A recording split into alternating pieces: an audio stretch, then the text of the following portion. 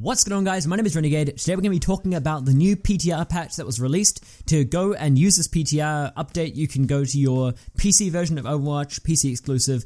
They've talked about this in the past. They're not going to be able to release it on consoles because of the patch time and stuff, and Microsoft and Sony are like, yeah, we don't want like dodgy versions of games on our consoles, so you can't do that, soz, and it's just a couple of other issues, but yeah, so we're going to be talking about the patch notes for the PTR on PC. You go to your region and you select PTR instead of US or Asia or Europe or whatever. You just select PTR as your region, download the version, and you can play it. So you can test out these new features. So first of all, we've got a couple of features. One of them which is server browser, so you can now browse for custom and like private matches or public matches or whatever. So you can now go find different matches, and it'd be cool. So you can go find a match, for example, where it's like, Farah has missile speed that's increased in these matches, or McCree's combat roll is now buffed or something. So you can adjust settings and create your own matches and stuff like that. So yeah, there's a whole bunch of options you can use for custom games, and you can create them and go find other ones. And I guess you can name games. I haven't been able to log into the PTR, my apologies. I've been trying all afternoon, but I just thought, fuck it, I need to record this video anyway. So I can't actually tell you for a fact if you can name your server, but if you can, then you'll be able to, look through the list and see, oh, this server's using these features that I like. Okay, I'll go on this one. You'll definitely be able to see the map and the game mode though, so you can manually select which map and game mode you want. And also, you can now earn XP from custom games, so you no longer have to think, well, I would really like to play Oasis, so I'm gonna go play Oasis on their custom game, but fuck, I mean, damn, I'm not getting XP. Also, it's huge for pro players as well, because pro players use scrims, so they scrim against each other, and often with like other teams and stuff, and a lot of the time, they're just sitting there all day, 12 hours a day playing custom games in Overwatch scrims, and they're not getting XP for it, and it's like, well, they've spent all this time, so why aren't they allowed to get XP? And so now they are, so that's pretty cool. Capture the Flag, which is the Capture the Rooster game mode, well, that's been removed when the update, when this new event leaves, so the Lunar New Year event leaves. The Capture the Rooster game mode goes with it, but they're adding that Capture the Rooster game mode as a custom game mode called Capture the Flag. Blizzard really doesn't want to see that game mode end specifically. They've been like, PvE game modes, you got the Lucio Ball game modes, those are all really fun, but I don't mention the Christmas one because I fucking hated that one. Capture the Flag was my favorite. I really enjoyed Capture the Flag. A lot of other people did as well, and so they're adding it as a custom game mode so you can go play it. They've added Nepal, Lijiang Tower, Ilios, and Oasis as maps to try it out on, so it's cool. You can go play it as a custom game mode, earn XP for it, just a normal game mode now, but it's not like an actual competitive or quick play rotation, which makes sense. Now we've got some hero updates. I'll speak about a small little update that affects a lot of heroes in the same way. So basically what they've done is they've allowed ally or even enemy targeting abilities. So for example, Zenyatta's got Harmony and Discord Orbs that he can target his allies or enemies with. Mercy's got her staff that she can target players with. She's also got her shift ability, which she can, nano boost and such. So all of those types of abilities, so I'll read them out. So Ana's nano boost,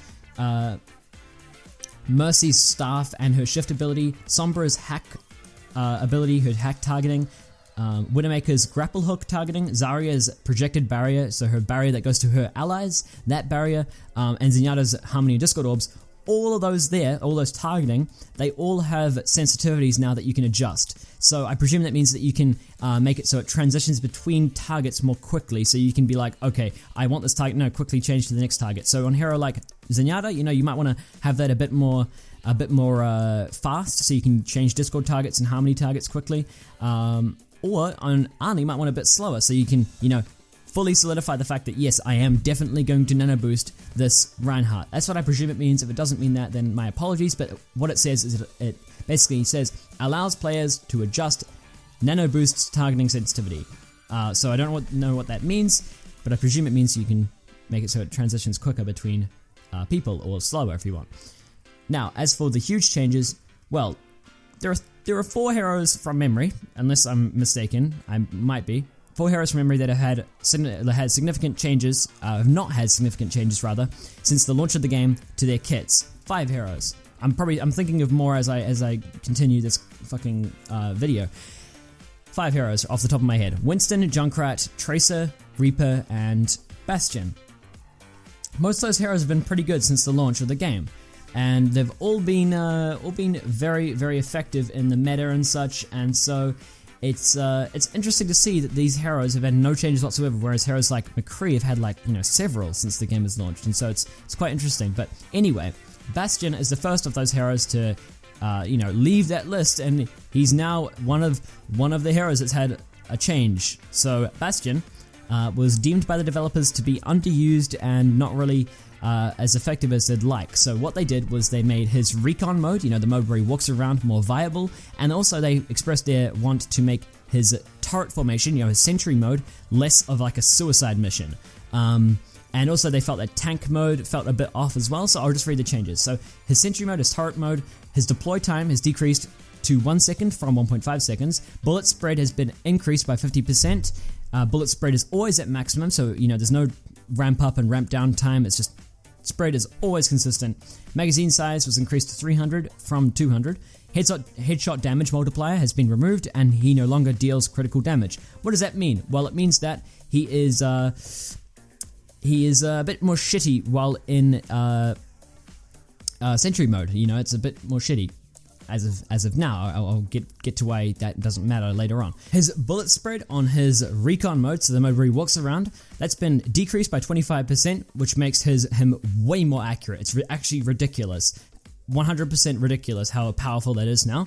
And magazine size has been increased from 20 to 25, which is again pretty huge in terms of a buff. Now, his self-repair can now be used while moving. It's now bound to a secondary fire, so it's right-click for those of you that are on PC instead of being E. No longer interrupted by taking damage, and a new resource meter has been added that depletes while self-repair is active and recharges when not in use. So it's like D.Va's defense matrix, kind of. That's an incredibly large buff to his self-repair. It's huge, actually. And its configuration tank mode, that just no longer grants bonus armor, which in turn means that you don't just all of a sudden gain increase in health and you don't take as much damage now. You take more damage now, rather, when you go to tank mode. However, Bastion now has a completely new passive called Ironclad. He takes 35% less damage while in sentry or tank configuration. That's huge. Absolutely huge. So, in turn, this means that Bastion is more damage resistant while in turret formation or in sentry mode. He doesn't do as much damage, though. He deals the same amount of damage, but it spreads more, and he can't get headshots. But that's still absolutely melts a Reinhardt barrier. He's still very, very powerful. Pharah counters him a bit harder because, the spread has been increased, so he doesn't quite target Pharah as well. But, more powerful overall, I'd say. His recon mode is absolutely ridiculous. He is so accurate, so unbelievably powerful while in recon mode now, which is absolutely ridiculous. It wasn't really used ever before, but now it is. It's going to be, I presume. So, yeah, that's powerful. Self-repair, absolutely huge buffs to there as well. He can be self-repairing while he's moving around while being damaged, but it's a resource meter now. Now, D.Va, she's had some changes too. She had her defense matrix adjusted, so enemy shots no longer need to travel a minimum distance before they can be blocked. What that means is there's no minimum distance that a bullet needs to travel before it can be blocked now. So there's say you're Soldier 76 and you've been hooked by a Roadhog. His bullet has to travel a very, very short distance when he's shooting a hooked target. Well, D.Va couldn't actually block that before. She could put a defense matrix there, and very rarely it would result in her being able to block it.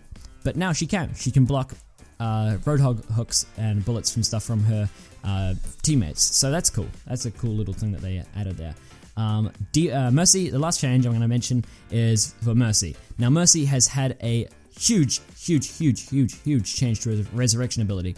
Resurrection is kind of like a suicide attempt for her. Resurrection is there to level the playing field in the fight. You're a couple of men down, 3 men down, 2 men down, and you want to bring those people back so that the playing field is now level again, and you can have an even 6v6 fight or 6v5 fight or whatever. So you're turning the odds of the fight, I guess, in your favor.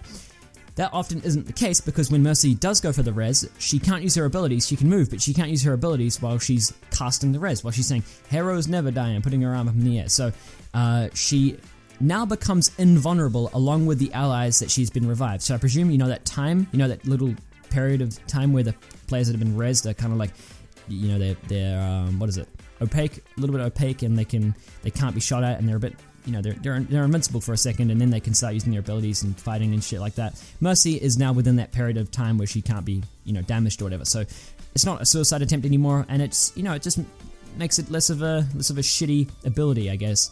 Because Mercy's Resurrect has always been very, very powerful, but it's always been like really shitty at the same time, because it's really hard to pull off, and it's really difficult to pull it off in a good fashion as well. So that's a cool change for Mercy. That's it for changes. There's one last change I'd like to mention for Icon World.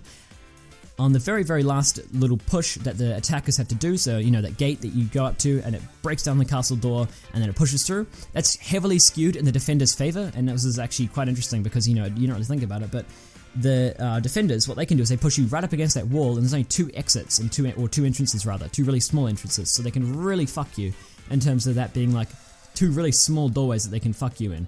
And so what they've done now is the door gets broken, but it doesn't actually have like a door that replaces it anymore. It just has like a bit of rubble. So rubble comes down, but I presume you can still use it as a way of walking through or whatever. And if you can't, then I guess you can still be shot out or whatever.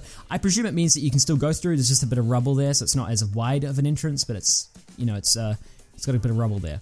So it's a little bit narrow still, but at least there's different ways, and you get a bit more openness to the area, and you can. It isn't so skewed in the defender's favor, in my opinion, after that change. So that's pretty cool as well. So overall, this change is it's pretty big in terms of the server browser and the Bastion buffs. It'd be interesting to see where Bastion is left off after this buff anyway. So yeah, if you guys did enjoy the video, leave a like, subscribe if you haven't already, and I'll see you guys in the next video. Peace.